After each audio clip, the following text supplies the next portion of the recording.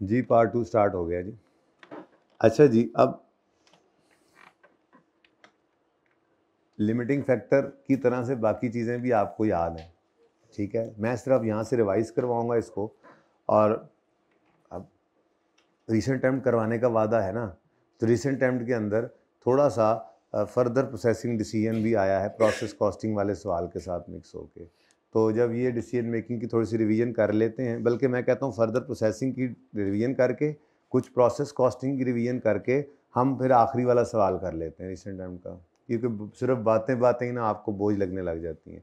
फिर उसके बाद फिर ब्रेक कर लेंगे, फिर ब्रेक के बाद आके फिर हम इस में जो शट डाउन और मेक और बाय है उसका फॉर्मेट रिवाइज करेंगे, और उसके बाद फिर मार्जिनल ऑप्शन वाला सवाल करेंगे और देखते हैं और क्या कुछ कर सकते हैं। ठीक है, ओके बेटा, सारे सवाल करने ना, कल भी आना है। ओवरहेड वाला सवाल पहले कर देते हैं, सारा कुछ छोड़ देते हैं। आपके दिमाग में ओवरहेड वाला सवाल आ गया है ना, तो सारे काम छोड़ के पहले ओवरहेड करते हैं। क्या ख्याल है? ठीक है, एक पेपर कर रहे हैं पूरा, उस सारे को ही करना है, तो उसी में ओवरहेड वाला है। मैं अब ओवरहेड वाला नहीं कराऊंगा सवाल, बस अब जो मर्जी कर लो, मैंने ओवरहेड वाला नहीं कराना। छेड़ बना लेंगे तुसी गल दी। अच्छा जी, इसके बाद है जी मेक और बाय या फर्दर प्रोसेसिंग डिसीजन। तो फर्दर प्रोसेसिंग डिसीजन ज़रा पहले इसलिए रिवाइज करवा रहा हूँ कि मैंने आपको प्रोसेस कॉस्टिंग वाला अब एक लेंथी सवाल और है, लॉन्ग क्वेश्चन को पहले फोकस कर रहा हूँ मैं। तो लॉन्ग क्वेश्चन है, सबसे आखिरी सवाल है प्रोसेस कॉस्टिंग का 10 नंबर, उसमें प्रोसेस अकाउंट था, पता नहीं जो भी देख लेते हैं, अभी वो बनाना था। और उसके साथ ही मैं बता देता हूँ, दिखा देता हूँ सवाल, पहले सुन ले मेरी बात, ठीक है। उसके साथ ही कोई 2, 4, 5 नंबर का डिसीजन मेकिंग फर्दर प्रोसेसिंग का ही था, ठीक है। तो फर्दर प्रोसेसिंग डिसीजन भी हमने पढ़ा हुआ है, इसको ना देखे मुझे बताएं कुछ याद आता है? फर्दर प्रोसेसिंग में आपको लस्सी, मक्खन, दही याद आना चाहिए, ठीक है। फर्दर प्रोसेसिंग में हमने कहा था कि हम स्प्लिट ऑफ पॉइंट पे खड़े हैं, हमारी जॉइंट प्रोडक्ट्स जो है वो बनी हैं, और वो जॉइंट प्रोडक्ट्स जो है वो एट स्प्लिट ऑफ पॉइंट भी बिक सकती हैं, और उनको फर्दर प्रोसेस करके हम मज़ीद महंगा भी बेच सकते हैं। अब ये डिसीजन लेना कि फ़र्दर उन्हें प्रोसेस करें या ना करें, ये डिपेंड करता है कि हमारे पास इंक्रीमेंटल रेवेन्यू कितना आएगा अगर हम उसको फर्दर प्रोसेस करके बेचें, और इंक्रीमेंटल कॉस्ट कितनी आएंगी, ठीक है। तो यही हमारी अप्रोच थी, इंक्रीमेंटल रेवेन्यू और इंक्रीमेंटल कॉस्ट, और फिर उससे हमने जो है वो डिसीजन लेना होता था कि अगर इंक्रीमेंटल रेवेन्यू ज़्यादा है इंक्रीमेंटल कॉस्ट है तो फर्दर प्रोसेस करके बेचो, नहीं तो स्प्लिट ऑफ पॉइंट पे ही बेच दो, ठीक है। तो यही आपको यहाँ पर नज़र भी आएगा, एक नज़र ज़रा इसको पढ़ें।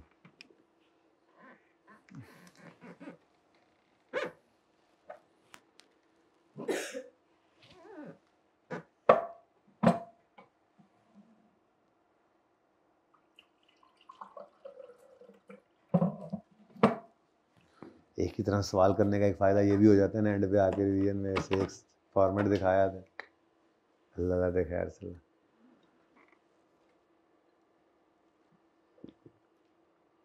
अभी ये लाल वाला नहीं पढ़ना,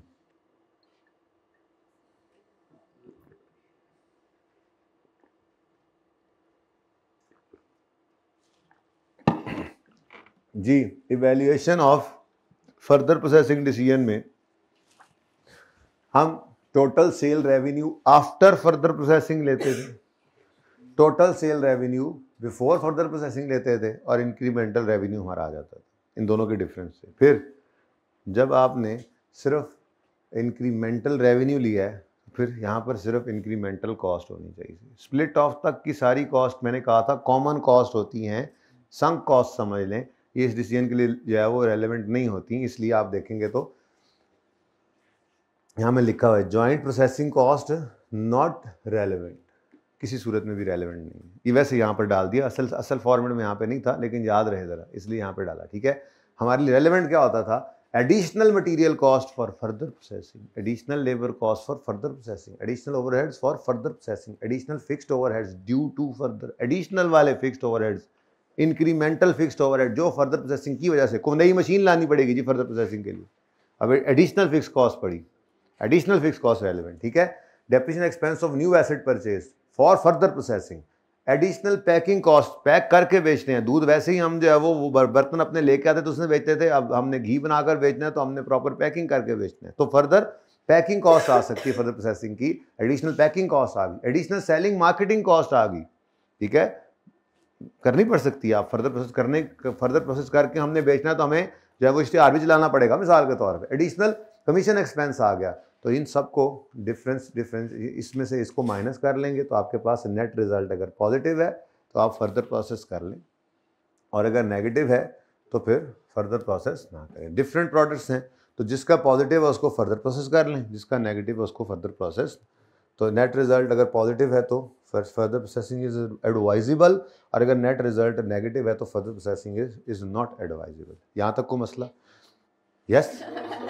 अच्छा, अब अगली बात, हमने टोटल सेल रेवेन्यू लेना है, बिफोर फर्दर प्रोसेसिंग लेना है, तो इसका मतलब जो selling price split of point वाली है वो लेंगे, और जो यूनिट्स स्प्लिट ऑफ पॉइंट पे आपके पास आए हैं वो लेंगे। तो यूनिट सोल्ड और सेलिंग प्राइस बिफोर, और आफ्टर फर्दर प्रोसेसिंग जो सेल रेवेन्यू लेना है उसमें भी सेलिंग प्राइस चेंज हो जाएगी, वो फर्दर प्रोसेस करने के बाद वाली आ जाएगी, और यूनिट्स सोल्ड आपने वो लेने हैं जो आगे बन पाएंगे।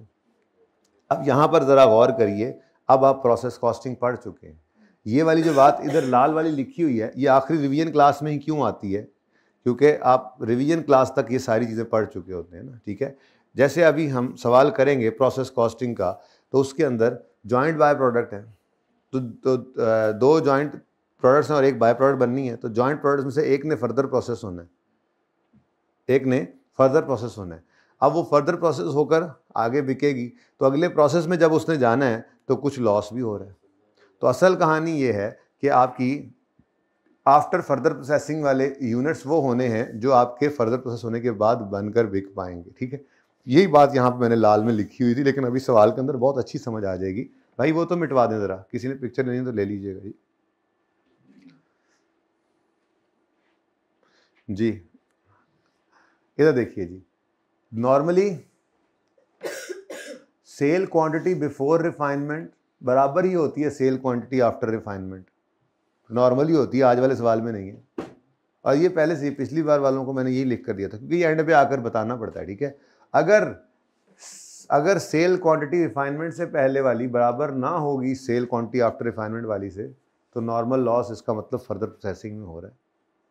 अगर नॉर्मल लॉस हो रहा है तो फिर क्या करें जी, नॉर्मल लॉस सिर्फ लिखा हुआ है नॉर्मल लॉस, तो मैंने मिसाल बनाई कि अगर आप उनको देख लें वो मिटा लेंगे, फिर उसके बाद ही पढ़ लेते हैं। कोई लॉस नहीं है, तो 500 यूनिट्स आपने बिफोर फर्दर प्रोसेसिंग आपके पास थे, वही फर्दर प्रोसेस होकर भी 500 ही हैं, तो आपके रेवेन्यू आफ्टर फर्दर प्रोसेसिंग में 500 यूनिट्स या केजीज या लीटर या जो भी है वो आएंगे, और बिफोर वाले में भी, आफ्टर वाले में भी और बिफोर वाले में भी, ठीक है। और वेरिएबल कॉस्ट भी पूरे 500 की आएगी। ये सबसे नॉर्मल वाला केस है जो सबसे पहले बचपन में आपने सीखा था कि 500 यूनिट स्प्लिट ऑफ पॉइंट पे मेरे पास 500 किलो स्प्लिट ऑफ पॉइंट पे मेरे पास मौजूद है, उसको मैं फर्दर प्रोसेस करूं तो भी 500 ही रहना है। तो 500 ही बिफोर फर्दर प्रोसेसिंग बिकना है, 500 ही आफ्टर फर्दर प्रोसेसिंग बिकना है, और 500 पे ही पूरी वेरिएबल कॉस्ट लगनी है। बस फर्क सिर्फ क्या आना है, फर्क सिर्फ ये आना है, ये तो कॉस्ट पड़ेगी ना, फर्दर प्रोसेसिंग की कॉस्ट होती है, ठीक है, फर्दर प्रोसेसिंग की कॉस्ट। फर्क ये पड़ेगा कि यहाँ पर सेलिंग प्राइस ज़्यादा होगी, यहाँ पे कम होगी। ये पहले ले लिया मैंने, माजरत, ठीक है। अब अगर नॉर्मल लॉस है और एंड ऑफ द पीरियड है, ठीक है, मिसाल के तौर पे 50 किलो मेरे लॉस हो जाते हैं, नॉर्मल लॉस है मेरा, ठीक है, कि मैंने जब भी फर्दर प्रोसेस करना है प्रोडक्ट को तो मेरा नॉर्मल लॉस 50 किलो का आ जाना है। अब ये लॉस एंड पे जाकर आता है, तो बिफोर फर्दर प्रोसेसिंग मैंने 500 किलोज बेचने हैं, यानी उधर देखो total revenue before further processing में जो सेलिंग प्राइस नज़र आ रही है उसको मल्टीप्लाई जिन यूनिट से करोगे वो कितने होंगे, 500। कितने होंगे, 500। और ऊपर वाले में देखो यूनिट सोल्ड जो आफ्टर फर्दर प्रोसेसिंग वो कितने हो जाएंगे। फर्क समझ आया? नॉर्मल सी बात है, ठीक है। लेकिन चूंकि नॉर्मल लॉस एंड पे जाकर आया है इसलिए वेरिएबल कॉस्ट पूरे 500 पे लग चुकी है। अब आप प्रोसेस कॉस्टिंग भी पढ़ चुके हैं इसलिए आपका काबू है इस पर, ठीक है, सही है। तीसरा केस क्या है, नॉर्मल लॉस स्टार्ट में इनकर हो गया। अब भाई यूनिट्स तो वैसे ही हैं कि बिफोर फर्दर प्रोसेसिंग 500 हैं, आफ्टर फर्दर प्रोसेसिंग 450 हैं, और वेरिएबल कॉस्ट 450 पे लगी है, क्योंकि स्टार्ट में ही लॉस वाले आ गए, उन पे वेरिएबल कॉस्ट फिर आपने नहीं लगाई, ठीक है।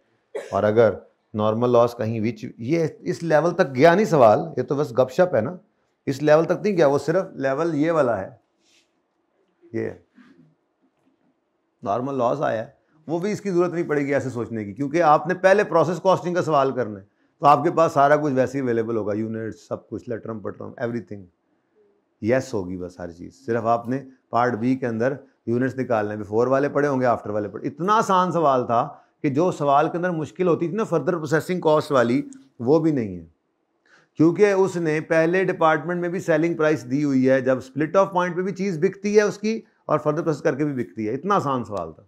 चलें खैर छोड़ें, सवाल के आसानियों को क्या करना, अब तो आपके सवाल पता नहीं ऐसा आता है नहीं आता, जो आना था वो तो ये तो गुजर गया ना। आपने बड़े बड़े मुश्किल सवाल भी देखे हैं, तो मुश्किल आए आसान आए, आपका काम है बस करते जाना, पर्चा तो इंशाल्लाह आपका पास हो ही जाएगा, ठीक है। तो अगर नॉर्मल लॉस जब 70% फर्दर प्रोसेसिंग का प्रोसेस जब फर्दर अगला डिपार्टमेंट फर्दर प्रोसेसिंग 70% कंप्लीट होती है तो नॉर्मल लॉस आ जाता है। तो इसका मतलब यूनिट्स तो वही होंगे, लेकिन वेरिएबल कॉस्ट 450 यूनिट्स पर पूरी 100% होगी और 50 के ऊपर ये इस तरह के मामलात हो सकते हैं। वैसे तो अब ये हो गया, अब रिसेंट ही आ गया, अब ये पिछली बार वालों का रिवीजन प्लान वाले उससे उठाकर ये मैंने यहाँ पे कॉपी किया, क्योंकि ये तो लिखने पड़े थे आपके पास जो है ना उस तरह से, क्योंकि क्लास में चलते हुए तो बंदा वहाँ फॉर्मूला बनाता है और फिर चलता है थोड़ी सी बात करके, वो फिर प्रैक्टिस में होता है, ये थोड़ा सा मेहनत करनी पड़ी, तो फिर पिछली बार वाली मेहनत यहाँ पर जहाँ पे यूज़ हो सकी पिछली बार वाली, वो वहाँ पर मैंने ले ली। तो ये फॉर्मेट पिछली बार का बना हुआ है, पिछली बार वाले बच्चों को भी ये ऐसे ही पढ़ाया जाता है, उससे पिछली बार वालों को भी ऐसे ही बताया गया था, उससे पिछली बार वालों को मैंने पढ़ाया नहीं था, ये शायद उससे पिछली बार वालों को भी बताया था। बार देख लेना, इतना ही है बस जी, सही है, ये समझ आता है। चलो एक तो ये रिवीजन कर ली हमने कि इसमें सिर्फ इतनी सी बात याद रह जानी चाहिए कि हमें फर्दर प्रोसेसिंग का डिसीजन लेना हो तो इंक्रीमेंटल रेवेन्यू और इंक्रीमेंटल कॉस्ट की अप्रोच पे चलते हैं, ठीक है। दूसरी चीज़ हम प्रोसेस कॉस्टिंग को रिवाइज करेंगे। बहुत ताज़ी पढ़ी है इसलिए कोई टाइम नहीं लगना, लब जाए ना, ये तो CVP आ गया।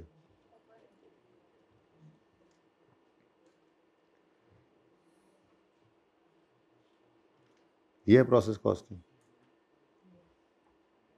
ओके। नहीं जी, प्रोसेस कॉस्टिंग फॉर कैलकुलेशन, मैंने पहले दिन जो बात की थी ना, वो पहले दिन वाली बात, पहला पॉइंट मैंने लिखी होती है इस रिवीजन वाले इसमें हैंडआउट में, ठीक है ना।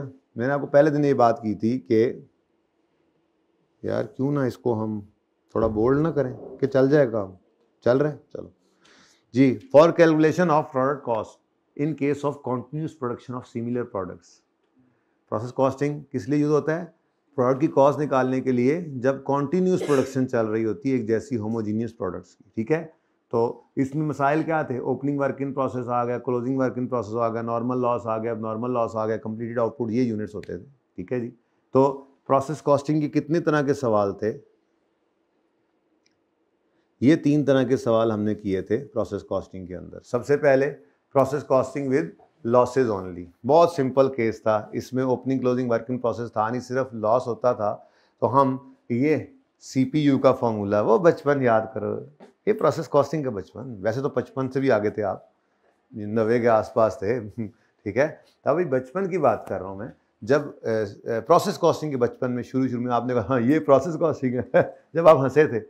खैर वैसे आसान ही निकली थी, इतनी मुश्किल निकली नहीं थी ना, मैं सीनियर से डराया हुआ था, सारे सवाल ही आपने कर डाले, कुछ छोड़ा तो आपने है नहीं, बस स्लो पॉइजन होता है ना, इसलिए पता नहीं लगता आपको। तो पहले दिन लॉसेस के साथ हमने किया था, CPU का फॉर्मूला था टोटल कॉस्ट इनपुट की जो है minus normal loss of scrap of normal loss, और साथ ही बाय प्रोडक्ट भी हमने पढ़ लिया था एंड पे जाके, तो स्क्रैप ऑफ, अच्छा ये डिस्पोजल ऑफ, ये एक ऐसी चीज़ है जो अभी तक नहीं नज़र आई आपको किसी सवाल के अंदर, लेकिन टर्म टेस्ट के सवाल में थी, ठीक है। तो अगर आपके पास कोई स्क्रैप के ऊपर, देखो स्क्रैप करने, स्क्रैप एक तो है कि स्क्रैप वैल्यू आ गई कि आपका नॉर्मल लॉस है जो वो कबाड़िया ले जाता है, ठीक है। फिर कबाड़िया जो है ले नहीं जाता, बल्कि कबाड़िया कहता है भाई आप मेरे कबाड़ खाने पे पहुंचा दो। अब अगर आपने उसको पहुंचाना है तो ये आपकी नॉर्मल लॉस की स्क्रैप जो मिलनी है उसके अगेंस्ट आपका खर्चा भी कुछ हो रहा है, disposal cost of normal loss. तो अगर कभी सवाल के अंदर ये आ जाए, अगर कभी आ जाए तो आपने उसको इधर प्लस लिख देना है, और अगर प्रोसेस अकाउंट बना रहे होंगे तो प्रोसेस अकाउंट की डेबिट साइड पे इसको लिख देना। जाहिर है इसके आगे कोई यूनिट तो नहीं आएंगे, सिर्फ रुपीज वाले कॉलम के अंदर कॉस्ट बढ़ा लेंगे ना अपनी, ठीक है। ओके, सही है। ये नज़र नहीं आ रहा लगता आप लोगों को, ये देखें ना, process costing with losses only. मैंने कहा कॉस्ट पर यूनिट का फॉर्मूला क्या था जो हमने पढ़ा हुआ है, total cost of input minus scrap of normal loss, और अगर बाय प्रोडक्ट आ जाए तो minus scrap of by product कर देंगे, ठीक है ना। वो सेल वैल्यू होती है उसकी, सेम ट्रीटमेंट जो रखना है, divide by input units minus normal loss units को मसला। अच्छा, ये स्क्रैप ऑफ नॉर्मल लॉस है, अगर हो तो इसको क्रेडिट साइड ऑफ, अगर ये तो फॉर्मूला है, credit side of process account पे लिख देंगे, ठीक है। अगर स्क्रैप यूनिट्स को डिस्पोज करने की आपकी कोई कॉस्ट आ रही है, सवाल में आ जाती है, तो उसको इस फॉर्मूला में प्लस कर देना, और अगर प्रोसेस अकाउंट बना रहे हो तो फिर डेबिट साइड पे लिख देना, ठीक है। अच्छा, ये तो सिंपल सा सवाल था। और फिर प्रोसेस कॉस्टिंग विद लॉसेस, फिर सवाल मच्छर गए सी हैं, बफर गए सी सवाल, है ना जी। तो फिर सवाल के अंदर ये आया आपका नया दोस्त कि लॉस, पहले ओपनिंग वर्क इन प्रोसेस, सिर्फ क्लोजिंग वर्किंग प्रोसेस वाले सवाल नहीं आते, या सिर्फ लॉसेज वाले आते हैं, या फिर ओपनिंग और क्लोजिंग दोनों वाले ही आते हैं, ठीक है, या फिर इधर निकल जाता है जिधर से हो आया है। तो आपके लिए एक्सपेक्टेड ये वाला एरिया बहुत इंपॉर्टेंट है, बहुत इंपॉर्टेंट है। ये लास्ट टाइम इंपॉर्टेंट इसलिए लिखा था कि बच्चे इसको लिफ्ट नहीं करा रहे थे, क्योंकि इससे पिछली बार, तो बहुत इंपॉर्टेंट है, बहुत। इस दफ़ा तो, और इस दफ़ा तो हॉट इंपॉर्टेंट है, ठीक है, हॉट फेवरेट होता है जैसे, तो ये हॉट इंपॉर्टेंट है। तो process costing with losses, opening work in process, closing work in process आ जाए तो क्या करते थे हम, तो हम जी ईपीयू बनाते थे। हमारी सारी गेम, हमारी कॉस्ट पर यूनिट ईपीयू से निकलती थी। अगर एफको है, बहुत simple, actual output, closing work in process, abnormal loss, तो एक्चुअल आउटपुट तो 100% होता था, क्लोजिंग वर्क इन प्रोसेस अपनी स्टेज ऑफ कंप्लीशन के हिसाब से, और एबनॉर्मल लॉस अपनी स्टेज ऑफ, और अगर यही फाइफो में आ जाता था तो इसको तोड़ देते थे भाई, इतना सा फर्क था। Actual output from opening work in process, actual output from current month input, और उसके बाद क्लोजिंग और एबनॉर्मल वैसे ही। फर्क सिर्फ इतना सा आता था कि यहाँ पे ओपनिंग वर्क इन प्रोसेस को हम लेते थे रिमेनिंग स्टेज ऑफ कंप्लीशन के हिसाब से, ठीक है, बाकी सब वैसे ही था, 100% complete, stage of completion, stage of inspection. EPU आ जाता था, जब ईपीयू आता था तो फिर ईपीयू के लिए ईपीयू को यूज करके कॉस्ट पर यूनिट निकालते थे। अगर एवको होता था तो हम कहते थे brought down cost plus current month cost divide by EPU, और अगर फाइफो होता था तो सिर्फ current cost divided by EPU, ठीक है, नजर आ रहा है। एफको में क्या है, brought down cost plus current month cost divided by EPU, और इधर current cost divided by EPU. और नॉर्मल लॉस की स्क्रैप के बारे में कहा था कि उसको नॉर्मली अकाउंटेंट्स, कॉस्ट अकाउंटेंट्स इसी में से ही माइनस कर देते हैं, मटेरियल वाले में से यहां से नहीं करते। तो ये फर्क था थोड़ा सा को मसला। ये आपका प्रोसेस कॉस्टिंग विद लॉसेस। और जब ये समझ में आने लगा तो फिर अगली चीज आ गई, तो इसमें कुछ भी नहीं हुआ था। Joint costing with process costing with joint and by product में हमने क्या कहता था, calculation of joint product cost, और हम इसमें भी क्या कर लेते थे, प्रोसेस अकाउंट ही यूज करते थे, याद है ना। तो प्रोसेस अकाउंट यूज करके हम जॉइंट प्रोडक्शन कॉस्ट निकाल लेते थे, फिर उसको एलोकेट करते थे on the basis of weights की बेस पर भी कर सकते हैं, सेल वैल्यू भी, और ज़्यादा मशहूर यही है, आपने देख ही लिया कि अब तो ये भी नहीं आता, ये ही आता है, ठीक है, और यही इस दफ़ा भी आया हुआ है। तो selling price per unit less further processing cost less selling cost, NRV आ गई पर यूनिट, इसकी बेस पर फिर टोटल एनआरवी निकालकर वो सारा काम हम करते होते थे, और product wise profit calculation under marginal या एब्जॉर्प्शन भी इसमें करवा लिया करता था, ठीक है, जो कि देखते हैं दफा कराया कि नहीं। तो ये जनाब आपकी प्रोसेस कॉस्टिंग। ओपन करें लास्ट क्वेश्चन। लास्ट क्वेश्चन के लास्ट क्वेश्चन जितना आसान क्वेश्चन कोई नहीं है मेरे पास, माजरत के साथ। लास्ट क्वेश्चन जितना आसान क्वेश्चन हमारे पूरे चैप्टर में कोई नहीं है। यानी जो आपका लास्ट क्वेश्चन आया है ना, एक सवाल ऐसा था छोटा सा, वो जिसमें सबसे पहला सवाल था जिसमें आप फर्दर प्रोसेसिंग कॉस्ट ने 30 रुपए दी हुई थी गिवन, याद है प्लेटिनियम के कौन सा था, वो भी इससे मुश्किल है, इतना आसान सवाल। ओए अब ना शुक्री ना किया करो, अल्लाह ने आपको समझा दिया तो अच्छी बात है, ये कह रहे हाय अल्लाह काश हम होते इस अटेम्प्ट में। बेटा जो थे वो फेल होने वाले वो उसमें भी हुए हैं फेल। जो पास होने वाले होते हैं ना वो अटेम्प्ट के हिसाब से नहीं पास होते, मेहनत के हिसाब से पास हो जाते हैं, पेपर जैसा मर्जी आए। तो मैं बता तो रहा हूँ कि पिछली से पिछली अटेम्प्ट आखिर गंदी अटेम्प्ट थी, हम लोग सारे उस्ताद भी लड़ पड़े आईकेप के साथ में, तुम लोगों ने क्या तमाशा किया हुआ, सब कुछ हुआ, रिजल्ट भी उनका अच्छा रहा। फिर भी जिन बच्चों ने, ये फीडबैक ये आता था बच्चों का कि हमें बस यही था कि हम बस लगे रहेंगे, जहाँ समझ नहीं आती थी वहाँ अजम्पशन लेते थे। लास्ट सेशन में था, ये सेशन लास्ट सेशन में था, एक बच्चा आया, उससे कहा जी वो बस अजम्पशन आपने कहा था ले लेते थे तो मैं ले लेता था अजम्पशन। मैंने कहा तो क्या एकदम से पेपर में ये आमद हुई थी? कहते नहीं, सारा सेशन ये किया तो तब ये कॉन्फिडेंस मिला था कि एक बार सवाल कर देना है। तो अभी भी टाइम है, अभी टाइम इसलिए कि आप प्रेप लीव में अब जा रहे हैं, तो आपने पूरी प्रेप लीव के अंदर कोई भी सोल्यूशन बगैर कोई क्वेश्चन पूरा जो है वो बगैर सोल्यूशन देखे पहले एक बार पूरा करना है हर क्वेश्चन। कोई क्वेश्चन आपने सोल्यूशन देके पूरा नहीं करना, एक बार गलत हो गया, जहां पे कोई फिक्र नहीं समझ आएगी लिख देना है, कुछ लिख के आगे चलना है। ये आदत पर्चे तक जाते जाते पक्की करनी है, पास हो जाओगे इंशाल्लाह। बस यही 2 काम करने हैं अब आप। अगर आप पूरा सेशन पढ़ते रहे हो ना, रोज आते रहे हो और सिर्फ होमवर्क करते रहे हो, तो अब सिर्फ आपने 2 काम करने हैं, सिर्फ 2 काम करने हैं आपने, एक बल्कि 3 कर लें, बल्कि 4 कर लें, नहीं 4 कर लें। पहला काम यह है कि 13 से 14 घंटे आपने पढ़ना है रोज, 3 पेपर वाले कम से कम इतना पढ़ें, तो ये तो साइड पे कर लेना, ये तो हो गया जनरल। उसके बाद मैंने कहा आपने 3 काम करने हैं। एक काम जिस टॉपिक को करें एक सीटिंग में करें, ये एडिशनल काम था जो मैंने 2 के बाद बढ़ाया। वैसे पास होने के लिए ये भी एक फायदेमंद चीज है ही। और फिर मेन 2 काम, पहला काम कोशिश करें, ये कोशिश है ना, क्योंकि अब इंसान की लिमिटेशन है, तो थक जाए तो कोई बात, थोड़ा रेस्ट करके अगर नहीं सर ने कहा था, लक से पीड़ हो गई, सर ने कहा था एक सीटिंग में तो एक सीटिंग में, लेकिन नमाज का टाइम आ गया, अजान हो गई, बस चीज़ें हैं ना, फिर एक बड़ा हुक्म आ गया तो फिर चीज़ ठीक है, छोटे हुक्म साइड पे हो जाते हैं, ठीक है ना। तो बहरहाल कोशिश करनी है एक सीटिंग में हो। और मेन चीज़ क्या करनी है, 2 काम, मार्क्स इंटू 1.8 और बगैर सोल्यूशन देके एक बार पूरा सवाल, समझ ना आए अजम्पशन लेके आगे चलो। अगर ये 2 काम कर लेते हो तो इंशाल्लाह आप पास हो, पक्की बात। फिर पर्चे में भी ऐसे ही कर लेना, ठीक है। और अगर ये 2 काम नहीं करे तो बेटा फिर लग गई तो रोजी, ना लगी तो रोजा, फिर मैं क्या कह सकता हूँ। कभी पास हो भी जाता है बंदा, कभी नहीं भी होता, ठीक है। आ जाओ जी, सवाल करें और फिर ब्रेक भी करें ना, क्या ख्याल है कि ब्रेक कर लें?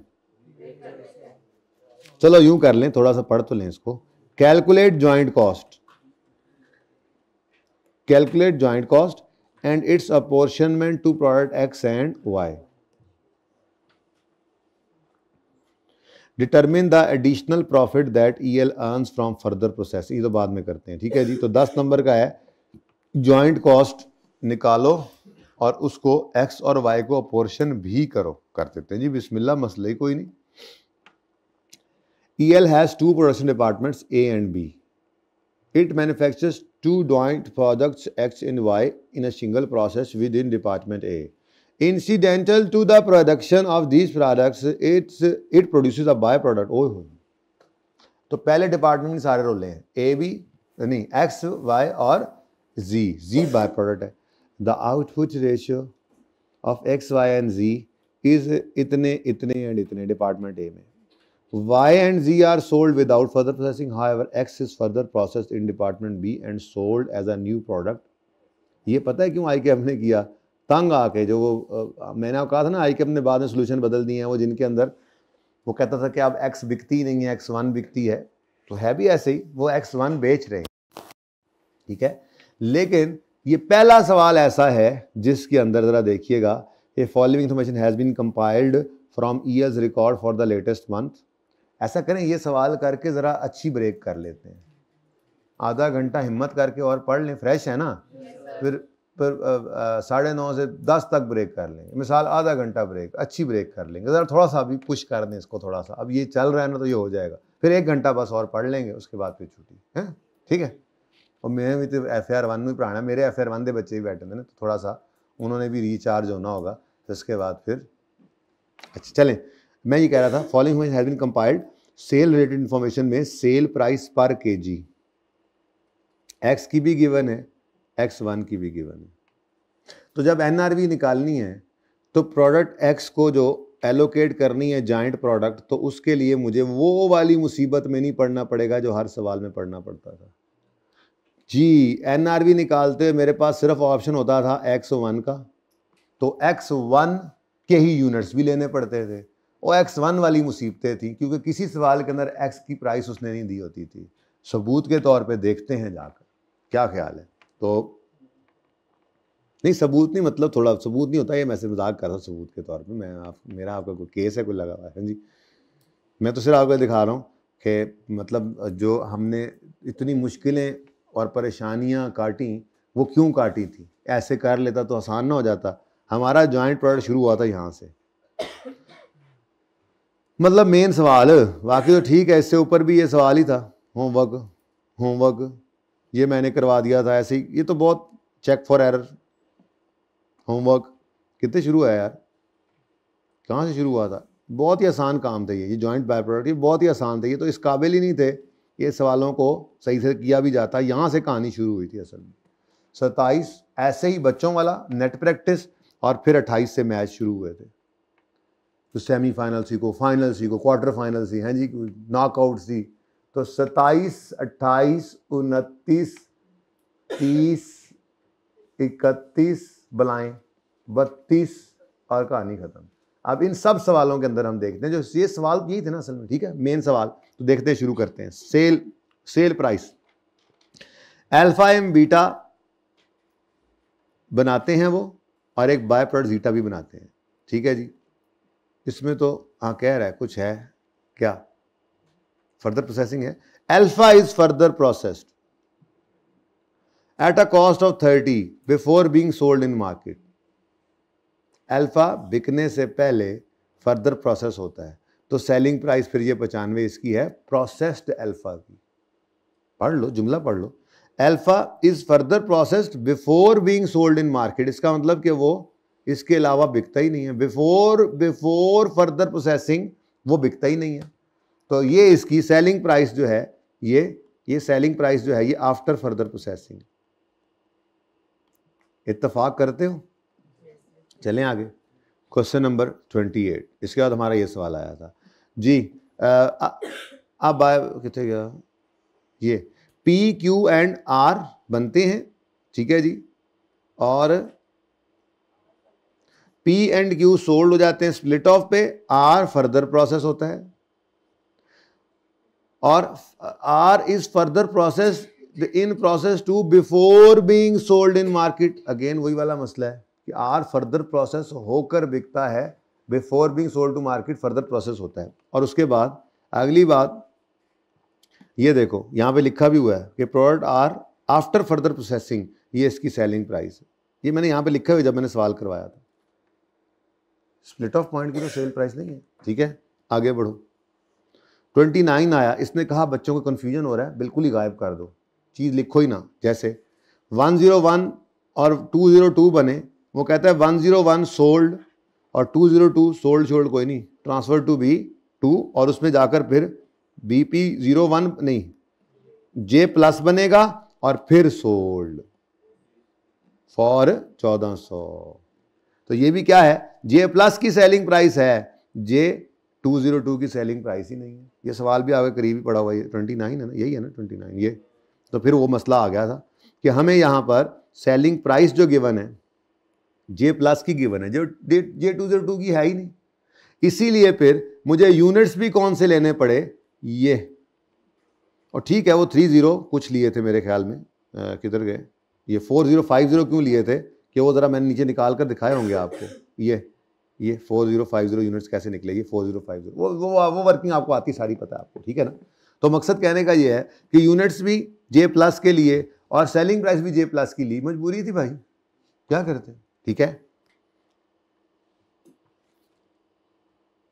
अच्छा कहाँ गए थे हम, यहाँ देख रहे थे। उसके बाद आया क्वेश्चन नंबर 30।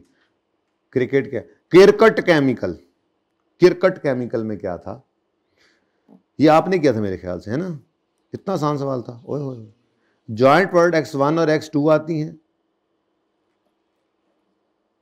कहीं से तो पढ़ो।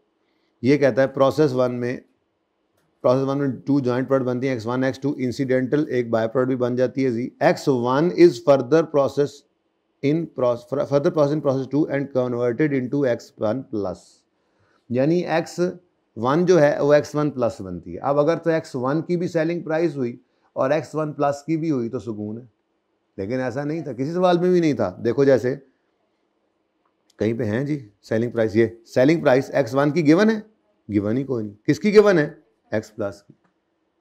मसला समझ आ रहा है? यानी कि आपको स्प्लिट ऑफ पॉइंट पर जो आपकी चीज पड़ी है उसकी सेलिंग प्राइस ही नहीं गिवन होती थी सवालों के अंदर, ये फर्दर प्रोसेस करके बेच रहे हैं, वैसे बिकती नहीं होंगी शायद। ठीक है, आगे बढ़ो, काम रुक नहीं रहा। 31 आ गया, 31 जी। कोमेट और G1 प्रोड्यूस होते हैं और एक बाय प्रोडक्ट स्ट्रिंग भी आ जाती है। G1 is further processed in B and converted into gravity. अब G1 और gravity, G1 split of point पे है, ग्रेविटी फर्दर प्रोसेस वाली। अगर तो दोनों की सेलिंग प्राइस गिवन हो, जिंदगी सुकून, NRV निकालते हो जब ज्वाइंट कॉस्ट एलोकेट करनी है। लेकिन कहां इतना अच्छा, G1 की सेलिंग प्राइस कहता कोई नहीं है, ट्रांसफर टू, देखो comet sold for, string sold for, G1 transferred, और ग्रेविटी बनकर फिर ग्रेविटी सोल्ड फॉर, अगेन वही वाला मसला। आगे चले, एक रह गया सवाल, उसमें भी देख ही लेते हैं, फिर रह क्या गया बाकी हैं। हरकुलिस वाला सवाल आपको मैंने लेक्चर दिया था ना इसका, ठीक है, सवाल भी आपने खुद कर लिया होगा, देखें इधर आसानी से कर लिया होगा।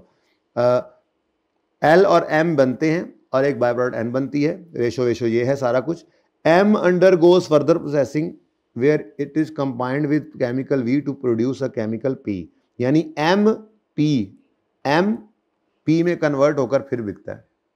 अब अगर तो M की सेलिंग प्राइस भी गिवन है और P की भी गिवन है, जिंदगी आसान है।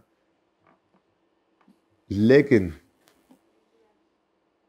सेलिंग प्राइस केमिकल L की गिवन, ठीक है, N की गिवन, M की कोई नहीं, P की गिवन, तो वही मसला आ गया।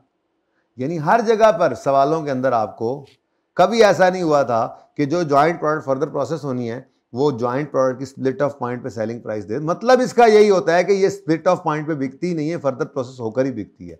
इसलिए मजबूरी के दर्जे में हमें क्या करना पड़ा करता था, हमें ये एक ही सवाल यहाँ पे कॉपी, एक और भी है, हमें क्या करना पड़ता था मजबूरी के दर्जे में, क्या करना पड़ता था, हम यहाँ पर PQR में, ये R में सेलिंग प्राइस और यूनिट्स ये वाले नहीं ले सकते होते थे, बल्कि हमें ये यूनिट्स और सेलिंग प्राइस भी लेनी पड़ती थी, वो जो प्रोसेस्ड की है। ऐसे ही है, हर सवाल में ऐसे ही किया, इसमें ऐसे ही किया। ये हमने J प्लस की सेलिंग प्राइस उठाई और यूनिट्स भी वहां से जाकर उठाकर लाए, ठीक है, ये वाला यूनिट्स, ये वाला यूनिट्स उठाकर लाए, ठीक है। उसके बाद कोई और सवाल मैंने यहाँ पे नहीं किया था, फिर बोर्ड वाले ही सवाल है, ठीक है। तो हर सवाल में ये मसला रहा, हर सवाल में ये मसला रहा, हर सवाल में ये मसला रहा, यहां तक कि आपकी ये वाली अटेम्प्ट आ गई और इसमें वो मसला भी नहीं था, वो मसला भी नहीं, इतनी आसान अटेम्प्ट। सेलिंग प्राइस X की भी गिवन है और Y की भी गिवन है और X1 की भी गिवन है, Z की भी गिवन है, तो बेसिकली X की भी सेलिंग प्राइस गिवन है और X1 की भी गिवन है। तो जब मैंने पहले प्रोसेस में ज्वाइंट कॉस्ट को एलोकेट करना है तो मेरे पास X के यूनिट्स भी होंगे और X की सेलिंग प्राइस भी होगी, तो फिर सुकून मारे उसी की बेस के ऊपर। मसला क्या आता था, फर्दर प्रोसेसिंग कॉस्ट क्यों भाई सो गए हैं, मैं ब्रेक दे रहा हूं, ठीक है, सवाल ब्रेक के बाद करते हैं, सुन ले, बस ये बात सुन ले, उसके बाद कहानी खत्म, सुन तो लेना जी। मसला क्या आता था, मसला ये आता था कि हमें स्प्लिट ऑफ पॉइंट पर ज्वाइंट कॉस्ट, ज्वाइंट प्रोडक्ट की सेलिंग प्राइस नहीं अवेलेबल होती थी, हम मजबूरी में लेते थे प्रोसेस्ड वाली प्रोडक्ट की सेलिंग प्राइस। अब प्रोसेस्ड वाली प्रोडक्ट की सेलिंग प्राइस लेनी है तो फिर फर्दर प्रोसेसिंग कॉस्ट भी तो उसमें से माइनस करनी पड़ती थी ना, ये मसला आता था इसमें, ठीक है। यहां पर वो मसले ही कोई नहीं, खत्म कहानी, ठीक है। तो बहुत आसान हो गया, इनपुट है, दो मटेरियल्स हैं, अगले में दूसरे का इनपुट है, डायरेक्ट लेबर है, वेरिएबल ओवरहेड है, फिक्स्ड ओवरहेड्स हैं, मटेरियल वेस्टेज इनपुट के परसेंटेज है, मटेरियल बिगनिंग पे ऐड होता है, NRE बेस पे हमने एलोकेट करना है, प्रोसीड्स को ट्रीट करें as a reduction in joint cost, यानी वही प्रोसेस अकाउंट में, और no opening closing inventory at beginning and end. तो आसान सवाल है, मुश्किल नहीं है। यहाँ पर हम पार्ट 2 को ब्रेक करते हैं, पार्ट 3 हम शुरू करते हैं इंशाल्लाह को 15-20 मिनट की ब्रेक के बाद, क्योंकि आप लोगों के हालात मुझे कुछ मुनासिब नहीं नज़र आ रहे। ठीक है जी।